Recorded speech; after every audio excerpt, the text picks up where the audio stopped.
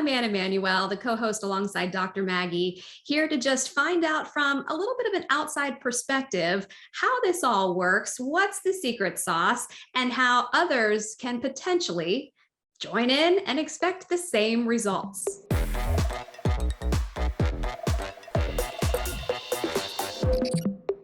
Hey everyone, today we're interviewing June, who is a medical provider. She has struggled for a long time dealing with celiac, osteoarthritis, pain, and neuropathic pain.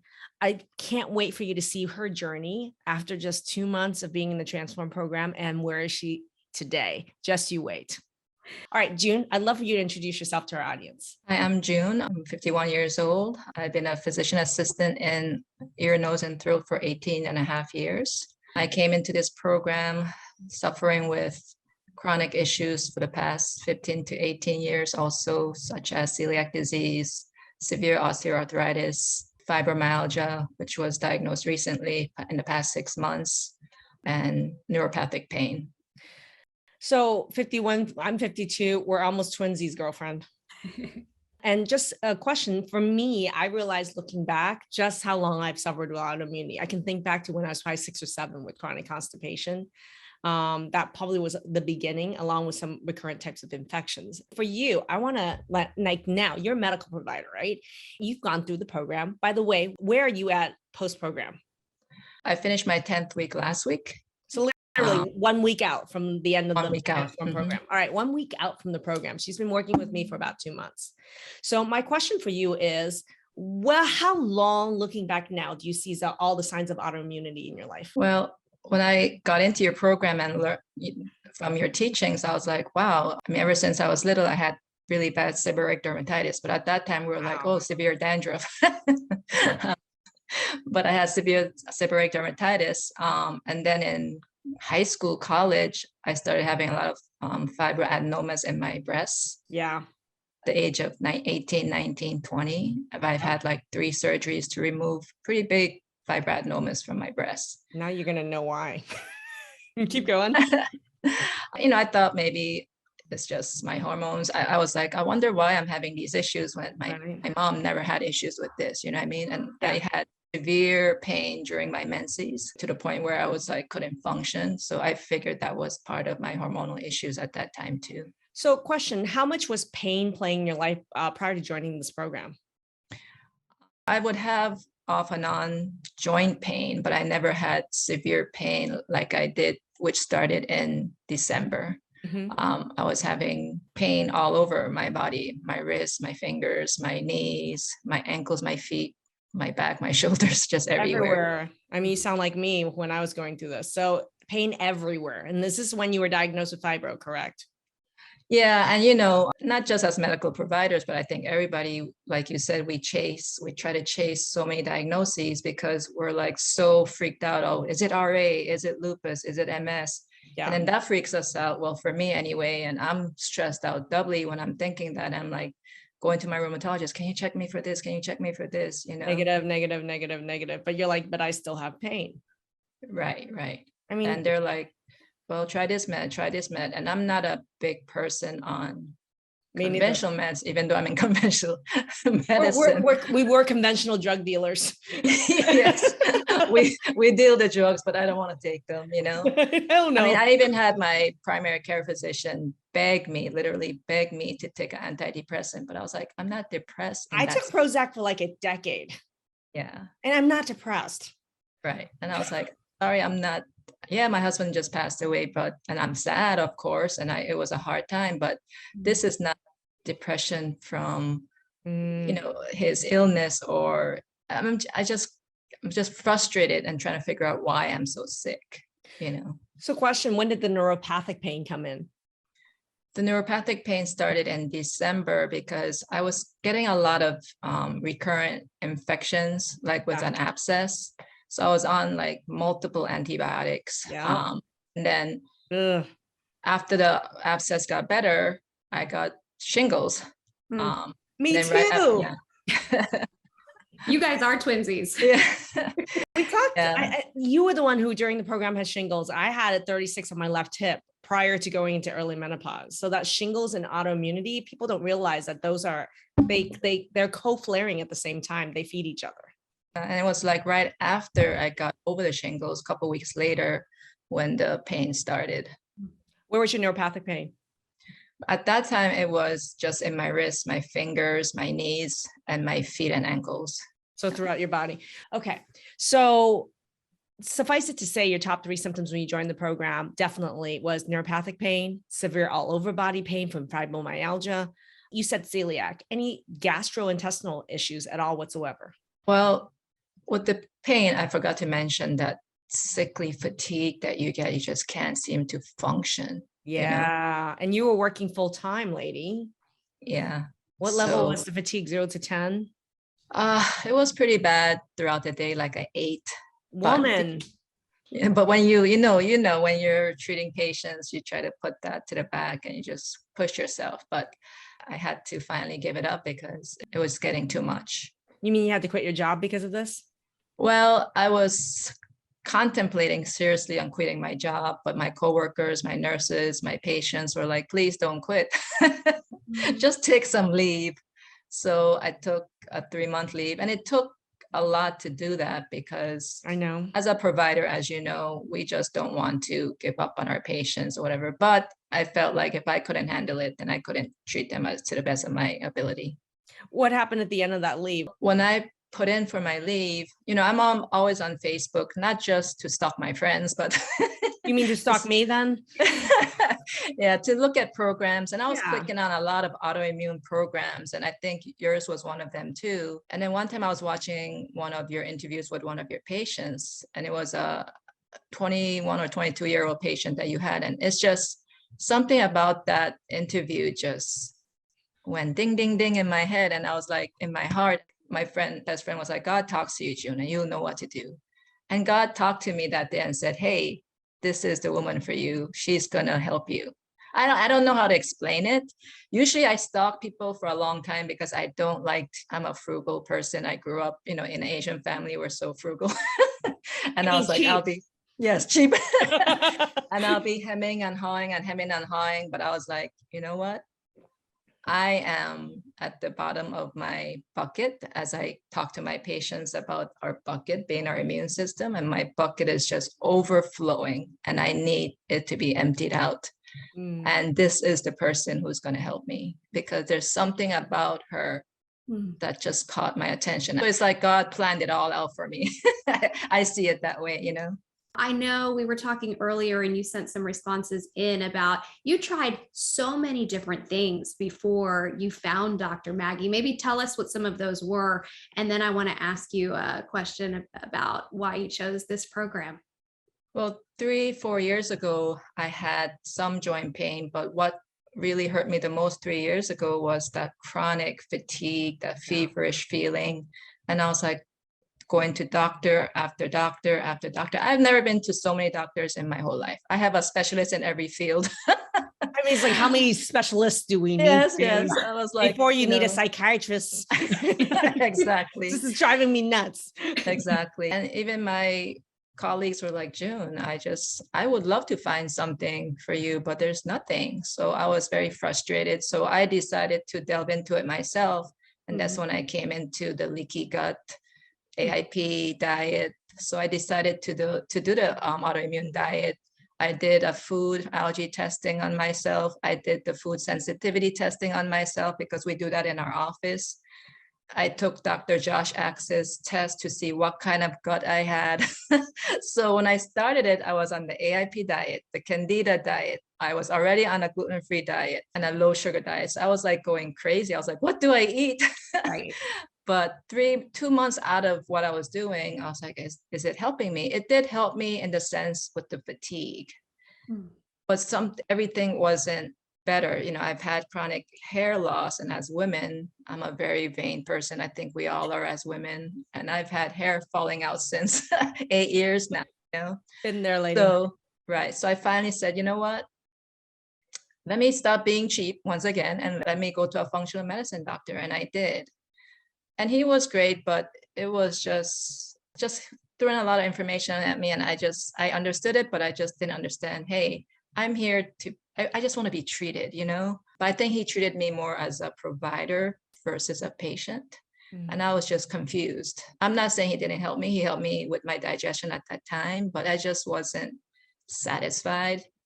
It wasn't the whole, as a provider myself, I like to treat the whole patient as a well-rounded person versus just one thing.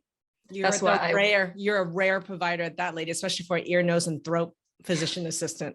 Yeah, that's why I was drawn to you. ENT is not holistic. No, we're not. But I love functional medicine. But that's what drew me to you because, some functional medicine doctors will concentrate on just the gut or this or that, but you encompass the whole thing, especially the mindset. The mindset, I didn't realize how difficult that is. That's the most difficult part of the program for me. Yes. Because if you look under the dictionary under stress, you'll see my face. Oh gosh. Because you would have seen my face for 10 years. Yes, because my mom is always like that. And I think I've taken after her. Yeah. And we stress about every little thing, especially with the health issues. I'm beyond overloaded with stress. Going to the functional medicine doctor at that time too, obviously didn't really help me that much because every year I would have something going on. I've had so many surgeries. I don't think I could have any more surgeries because I've been cut left and right all over my body. That's a really common experience for people with autoimmune. How many more body parts, how many specialists and GISTs do you need to go see?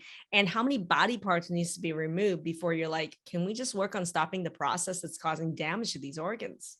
One interesting fact was I had fibroids, which I didn't know because I was going to the bathroom every 2 minutes. You didn't just have that problem with your breasts. I could have already told you have fibroids, lady, too, because what are fibroids? Fibroadenomas in the uterus from hormone imbalances. They're both the same thing, same source, same feeder. Right. And it was just growing like astronomically really fast. So it was just a lot of inflammation going on in my body. I had a parotid mass that was inflamed. I had to remove my fibroids, abscesses, retinal detachment. It was year after year of just adding. It's interesting for me to hear you talk about this, June, because you tried so many things. You went even to a functional doctor, and so many people think, okay, I'm going to get one-on-one attention with a functional doctor, and this is going to be the answer. But it wasn't the full answer for you. So I'm curious, what did you think was going to be different about this program? Well, it's funny you asked me that because I think I was telling Dr. Maggie, when I first saw her interviewing that patient, I was like so excited. I was like, I'm going to finally have a functional medicine doctor I can relate to one-on-one. And I'm so excited to start my treatment with her. And then when I realized it was a group thing, I was like, oh man, I'm paying this much money for a group therapy. I was telling her, it's all about me.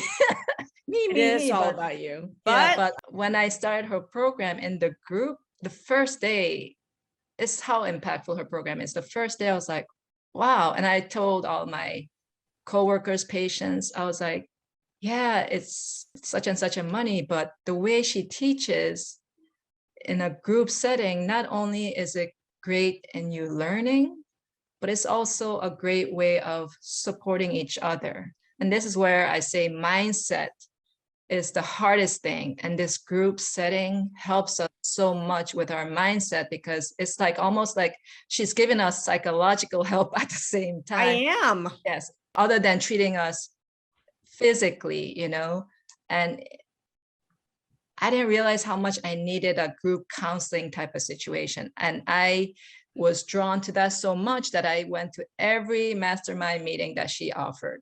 Even though it wasn't my day, I was constantly at every meeting because if I felt down and being in a meeting made me feel so much better. Watching a video when I didn't have a meeting to go to made my mindset come up when I was having a little downtime. But you know what's interesting point you brought up, June, is that we're so used to being one-on-one providers for patients, where we're huddled in the corner with one patient answering their couple questions, they leave, next. What I tell people, what we do in a mastermind call, I call it hyper learning, where you learn 10 times faster. We have never taught medicine that way or towards us or towards our patients. So we don't understand that. But think about how much learning you had on that first mastermind where you heard me answer everybody else's questions. How much did you learn in just that first call compared to all your years of research around functional medicine? Tremendously. I mean, I will come out of my functional medicine doctor 3 years ago and I'll be like telling my mom, I don't get what he said to me at all. I'm a doctor and I'm a provider. I'm a provider. And by the time I was like finishing your program or even the middle or even the 1/3, I was like busting out the answers in my head to you, you know, and I'm like, oh my God, even with my foggy brain, I'm like, my answers are coming like this because you've drilled it into us so much. Yeah. And I love the way you teach and I love the way you treat your patients. I always say I'm a very blunt person myself, but my patients realize that I care. And I realize in you that you care so much. Just your personality, everything about you. It wasn't just your successes that drew me to you. It was just a very well-rounded person as a provider, but not just a provider, as a person who understood everything that we went through. You don't see much providers sitting there crying with you or sympathizing with you because you truly know what we're going through, you know? I actually find something in each person in our program, and there's quite a few people in our program at any given time, June, but I find something about each person's story that completely I 100% resonate with. You know, I really have lived through, I mean, every single symptom you've talked about, I've lived through myself, right? So I do think that does make a difference. And yeah, you're right. I am a very empathetic individual, but it's hard. It's not easy to care that much, but I love the fact that I can channel into teaching. Right? Yes. I'm a very emotional person. So I get emotional with my patients too. And when I see another provider doing that, when my husband was sick, we were just chasing doctor after doctor after doctor. For me to trust someone because he was misdiagnosed multiple times until finally diagnosed him with cancer, my trust just was not there with doctors. And even with my situation, my trust was this much. But like I said, you have revamped me in my trust for providers. I just was at a low point in everything, in my health, in my trust, in my hope, you know, and I thank you for revving that back up. You know, you've restored my faith in ear, nose, and throat doctors. You're not just surgeons. Hey, this brought up a really good question, and we're going to get to results because people want to know what kind of results you have. But before we get there, I want to ask a question because you said you've been through all sorts of, in your office, you did food allergy testing. You went and also bought some pie online or went to a functional doctor to do some food sensitivity testing. You did Josh Axe's gut testing. Okay, you did all of that and you did all your own Google research and you're a medical provider. How does that whole process differ in what we did with food mapping? How is the process different and how are the results different? Well, the food testing I did, and we do all this in our office too. The food testing I did was just that, what's called the IgE food testing. Anaphylactic, right? Anaphylactic reactions, not the delayed food allergy testing that you did. And one of the things you've learned in the program, even with the best test, there are some really good tests. You learn in the program, false positives, false negatives. How was that training like for you to actually understand that even with the best tests, you have to be trained by me on what aren't accurate so that you know exactly which are accurate?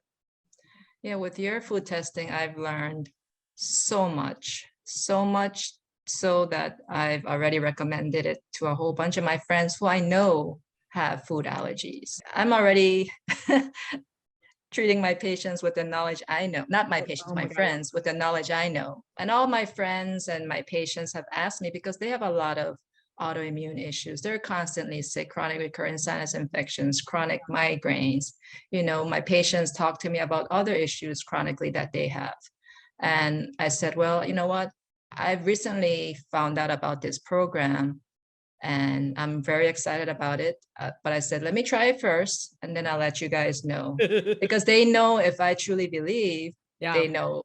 And I've told them, wow, the testing that she does that I didn't even know about as a medical provider, but not just a medical provider in an allergy related office where we do environmental testing, food sensitivity, you know, Candida protocols. We do all of that too. But what you taught me was like mind blowing of, wow, we didn't even touch the surface of what's going on with our patients. I always say we bandage issues, Yeah. but I always love to get to the root of the issues. And that's why I love you so much, because that's what you do. You get to the root of the problem versus trying to bandage it.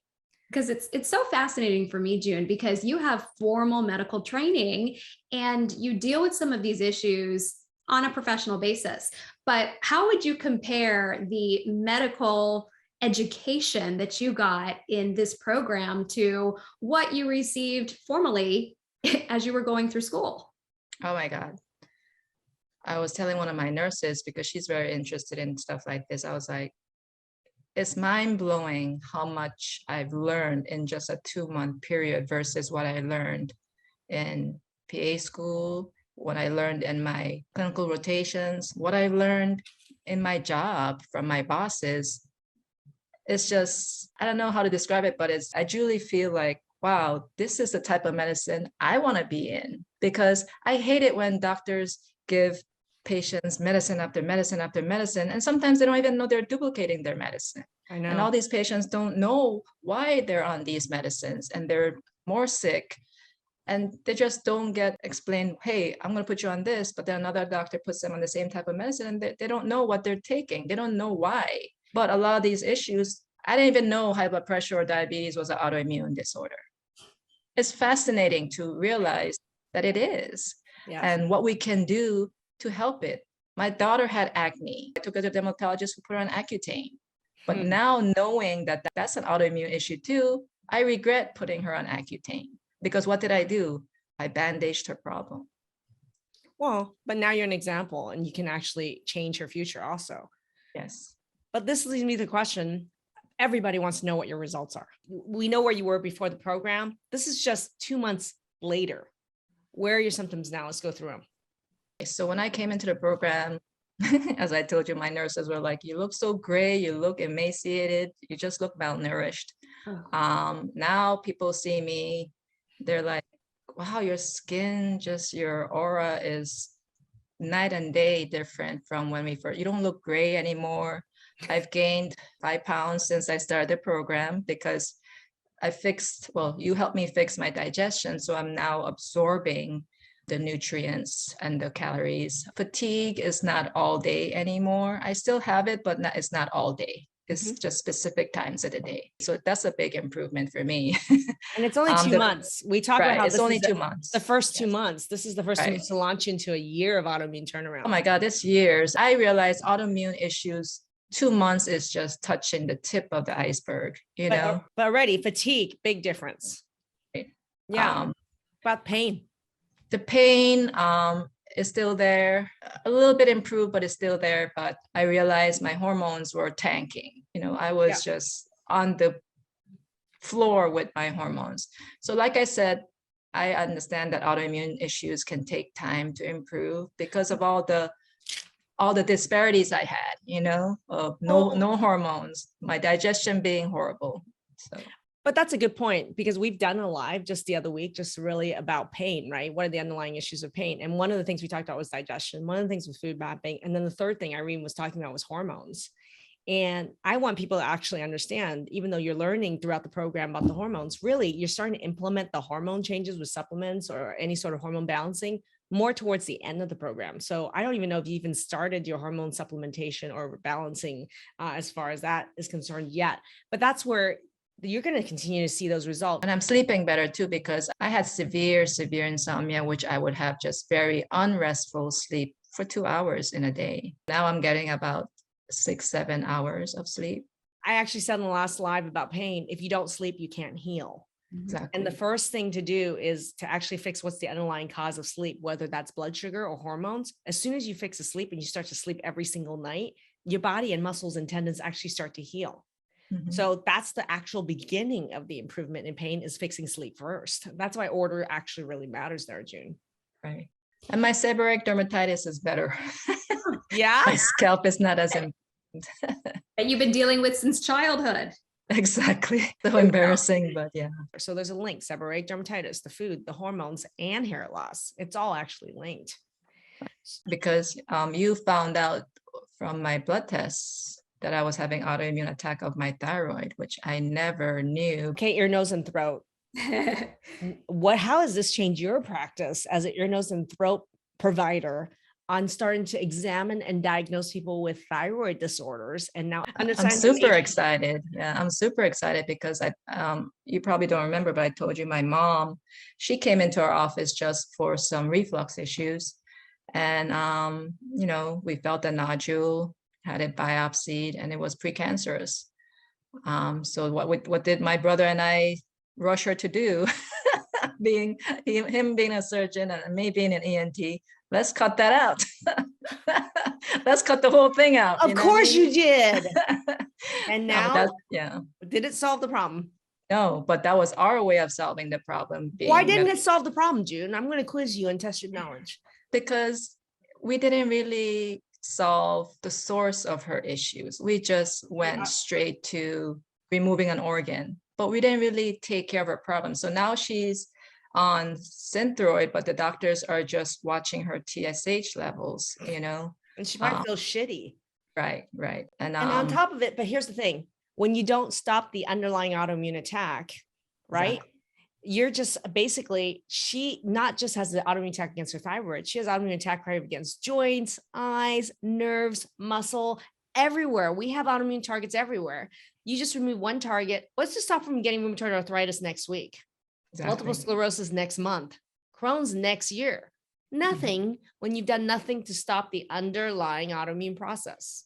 That's why I told my mom, I would love you to start gluten-free. And she's like, I'm 77 years old. It's too late for me. I was like, no, it's not. It's never too late. My mom told me this at 60. I think I diagnosed her with Hashimoto's. When I found out I had Hashimoto's, I had my mom tested and she said, I'm too old to go gluten-free. And she goes, I don't feel bad. And I go, well, you don't feel bad until you do. And not every autoimmune disease is mild and symptom free. That mirrors my conversation with my mom. I know that. And she did not. And 3-4 years later, she came down with ALS. You know better now. And your mom will see the example in you, though, watching you turn around your health. She'll start to notice, oh, June's not having this problem anymore. She's not having that problem anymore. Wow, she has more energy. And so hopefully that will serve as her wake-up call. I'm curious, though, to hear about your family life and how your illness and your ailments had impacted your children and your family, and what that's like now that you're doing so much better. Well, dealing with medical issues, being sick, and I have a high tolerance for a lot of stuff, but when you have it compounding year after year after year, it gets to you to the point where, and when Dr. Maggie shared about her autoimmune issues, it just really got me here, because I remember telling my 84-year-old father and my 77-year-old mother that I don't want to live. But I don't feel that's something a child should be telling her parents who are in their 80s and late 70s that they don't want to live. That's, to me, such a huge sin of them giving you your life. Well, God gave you life, and then you're telling them, I don't want this life. It's like slapping them in their face, putting a knife in their heart, telling your parents, I don't want to live. And then letting my daughter see me sitting in my garage, in my car, in the dark for hours because I was so depressed, because I couldn't figure out what was going on with me. Nobody could. And I was like, I'm going to die because I don't know what's going on with me. And as a medical provider, I was like, why am I fixing other patients, but I can't even fix myself? And I was just so at the floor of everything. And I'm not saying this to impress anyone. I'm saying this from deep inside my heart. When I say the first mastermind meeting lifted my depression, like 90%, I was amazed. I was like, see, I didn't need Prozac or Lexapro. I just needed a little Dr. Maggie mindset, because I remember what she asked me when I first came onto the program, what is your emotion right now? And I'm like, fear. What is your emotion right now? When the meeting was over, oh my God, I couldn't put it into words, but I had to put it into words. I said excited.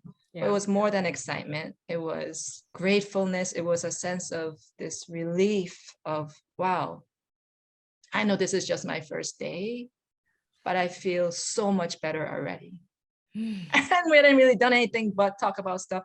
The mindset was huge for me, and I'm still working on it because I'm a very stressful person. I worry about everything, but whenever I have doubt in my head, I look at one of her videos. I connect with my pod mates. That she has provided for us also is the smaller group meetings where we've connected. And now we want to stay connected, and we support each other through text when we're having hard days. And that's huge, because when you talk to people who don't get it, they're like, oh, just eat, June, just eat. You just have to challenge your body and eat it. I was like, but it's hurting me. Oh, eat it anyway. And my brother's like, isn't there a medicine you can take so you can just eat anything you want? It's those type of misunderstandings. And my brother, who's a surgeon, he's like, you're just getting old, just deal with it. Oh, Yeah. oh. So my brother is definitely a boom, boom, boom surgeon type of guy, the typical surgeon of boom, boom, boom. Where'd you hear that from? This is his famous question is, who told you that?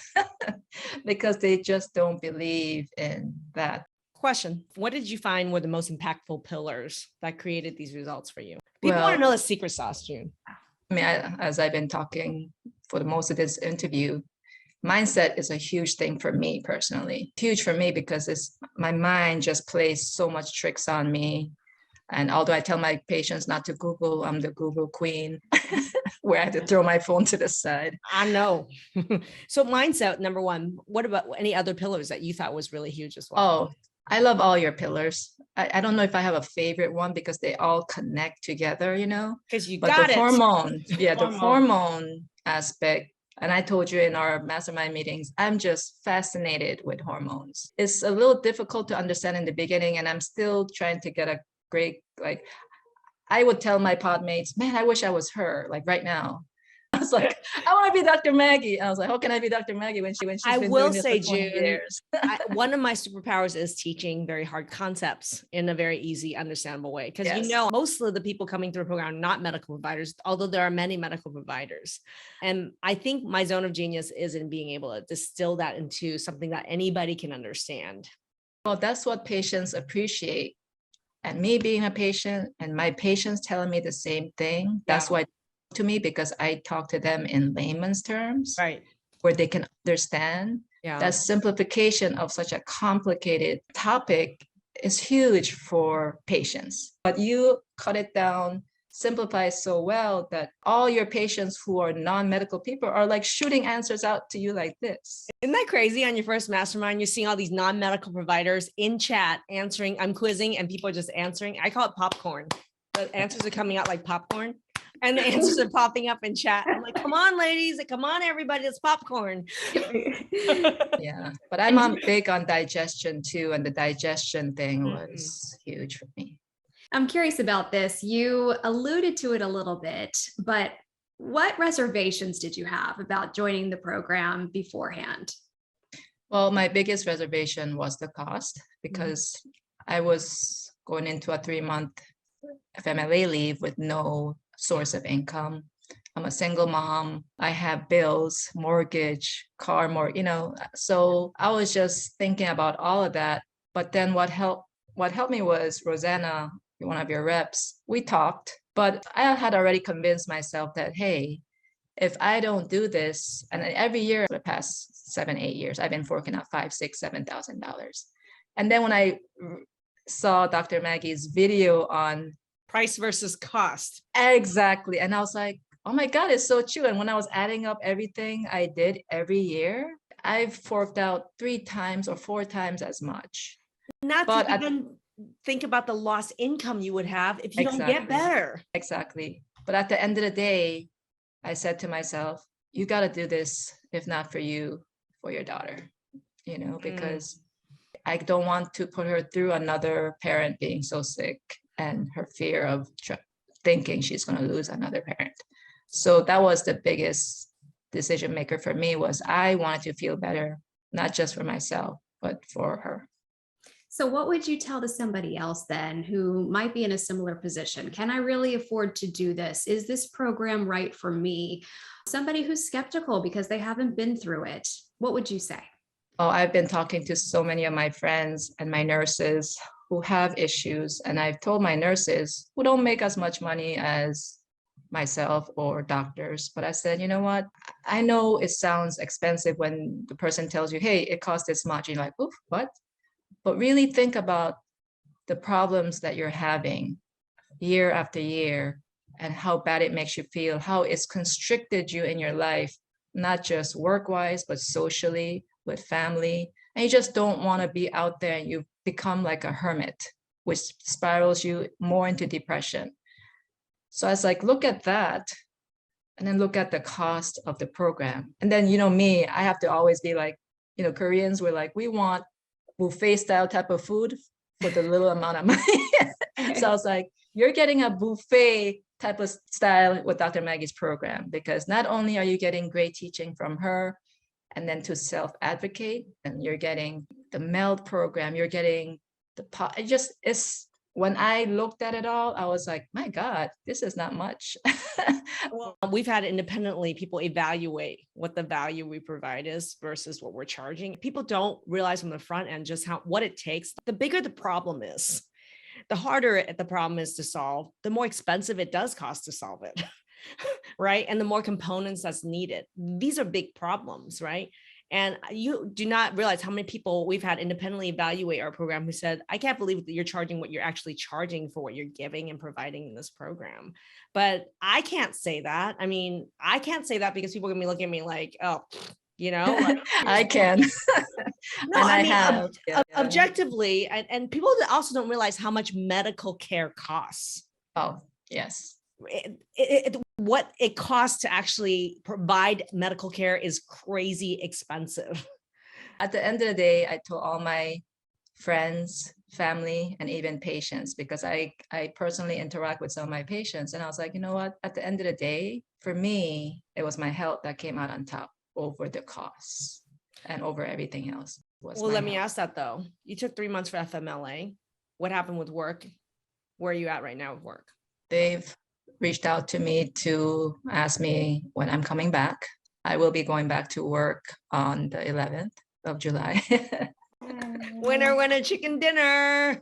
I'm going back to work because I feel better. So I feel I can function and treat my patients, but also I will be a spokesperson for Dr. Maggie's program, because I truly, truly, truly 1,000% believe in her protocol. Not getting paid. She's not getting paid for this. Yeah, and I'm not saying this to impress anyone. When I believe something works, I will push it to the hilt. And luckily, my patients love me too, and they believe me.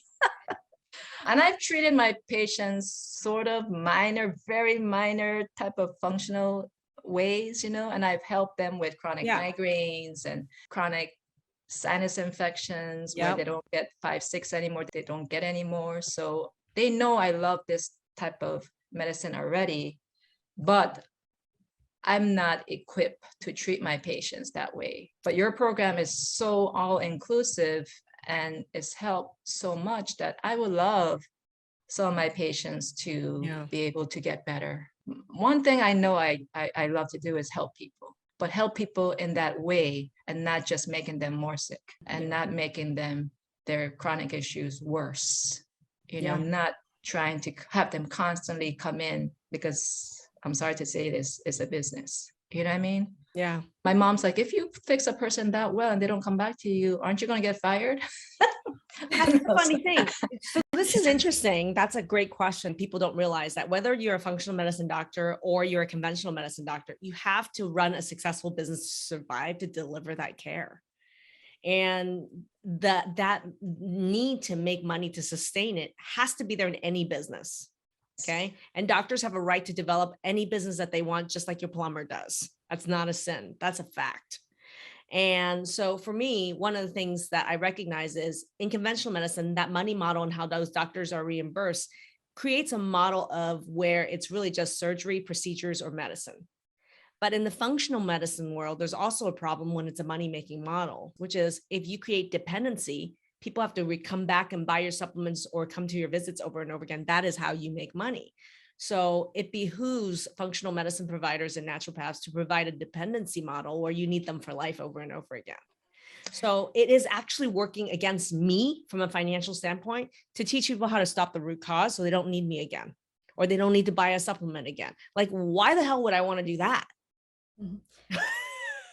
But I do. But you do that because there's so many people out there with issues. So many people. And you're right, a business is a business. You have But to. at the end of the day, you want to help people not to be so dependent on even supplements all the time. If I had a business, of course, we have to keep the business alive. But to me, at the end of the day, is treating that person as a person, not as a dollar sign. And treating that person to the best of your ability, that in itself will be huge for that provider, because other people will see how much you care and how much you want to help, and you will get more people coming to you, That's from an abundance model, right? Gratitude and abundance model, which is what I operate in, which is for me is this: how I truly serve someone is to really teach them what's really causing it and to give them the tools to stop the cause, right? And that's not in the immediate future in my own best interest, but that is in true best interest of service. If you're thinking of how you're truly serving someone, that is the best way that a healer can serve someone, period, right? If everybody thinks like me, and I think a lot of people do, Yeah. I don't think you will ever go out of business. Yes, this is a business for you too, but the great thing about you is, and I see that because I'm like that too, is that, and I'm not saying other providers don't care, but you go beyond caring. You truly understand what we're going through. And that's huge. That is so huge. And people don't realize how huge that is, but for me, it's huge, because when I talk to a doctor and they're looking at me like, my primary care was like, come here, June, let me give you a hug. Like, he pitied me. I don't need pity. I need you to understand me and where I'm coming from. And I don't feel that connection. But how am I feeling this connection with a provider over Zoom who lives all the way in Oregon, down here in Atlanta, and I feel this connection with her I don't feel with you, and you're right here. I remember when I told you, and I know you didn't take it in the wrong way, but I was like, I'm so happy that you were plagued with autoimmune issues. I am too. Because it is helping so many people, and that empathy, that caring, but also having gone through it yourself. I don't care if I say this, but it makes you a powerhouse as a provider. Thank you, June. You're a powerhouse of a provider with all those attributes under your belt. So what I see in you is a transformation. I think as a woman, as a mother, and as a medical provider, I see a big transformation in you happening right now.